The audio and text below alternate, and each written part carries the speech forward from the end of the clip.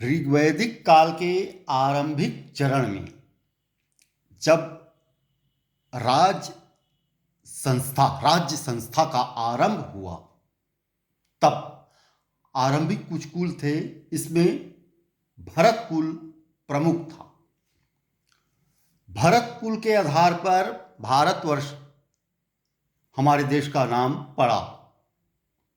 ये अत्यंत ही शक्तिशाली कुल था।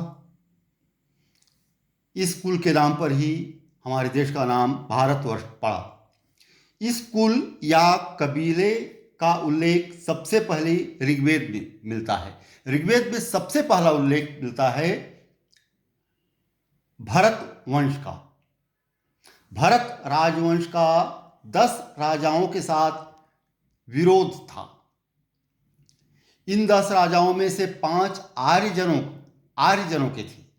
आर्यजनों के प्रधान थे और शेष 5 आर्येतर जनों के प्रधान थे। भरत वंश और इन 10 राजाओं के बीच जो युद्ध हुआ वह दाशराज युद्ध के नाम से विदित है, अर्थात 10 राजाओं का युद्ध, 10 राजाओं के साथ युद्ध। यह युद्ध परुष्णी नदी के तट पर हुआ, जिसकी पहचान आज की रावी नदी से की जाती है।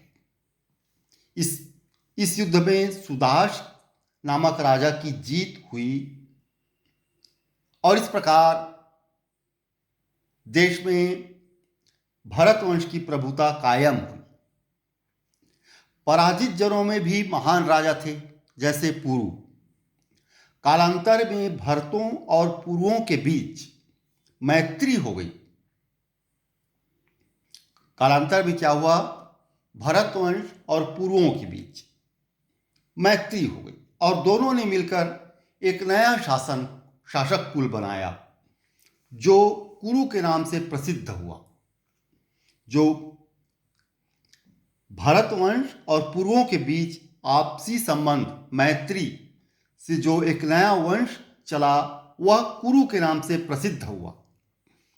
फिर कुरुजनों ने पांचालों के साथ मिलकर उच्च गंगा मैदान में अपना संयुक्त राज्य स्थापित किया।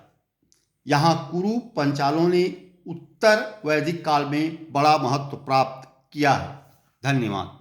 मेरे चैनल को लाइक करें, शेयर करें, सब्सक्राइब करें। धन्यवाद।